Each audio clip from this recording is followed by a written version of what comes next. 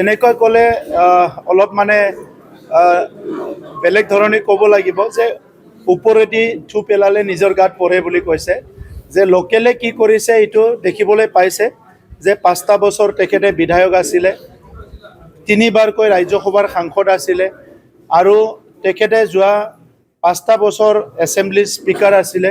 তামোলপুৰৰ ৰাইজক সম্পূৰ্ণ পাহৰি গৈছিলে। মাজে মাজে তেখেতৰ কোনোবা সতীৰ্থ বা চিনাকি মানুহ তাৰ আলহী খাব অহাৰ বাহিৰে আৰু একোটো দেখা নাই আমি।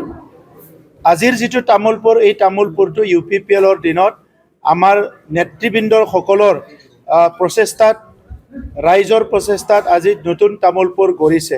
এই তামোলপুৰখনত যিজন প্ৰাৰ্থীয়ে এই কথাবিলাক কৈছে তেখেতৰ একো অৰিহণা নাই, তেখেতৰ একো কণ্ট্ৰিবিউশ্যন নাই।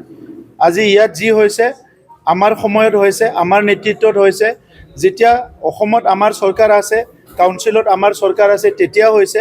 গতিকে আজি তামোলপুৰীয়াই কেনেকৈ তামোলপুৰখন গঢ়িব লাগে এইটো বুজি পায় আৰু তামোলপুৰৰ সন্তানক, তামোলপুৰৰ ভাইক কেনেকৈ দায়িত্ব দি পেলাই অঞ্চলটো আগুৱাই নিব লাগে সেইটোকে চবেই বুজি পায়। এইকাৰণে আজি তেখেতে বিভিন্ন কথা কৈছে, এইটো তামোলপুৰীয়াই বুজি পাইছে। তেখেতে যিমান কথা ক'ব ইমান আমাৰ ভাল হয়, আমাৰ ভোট বাঢ়ি আছে।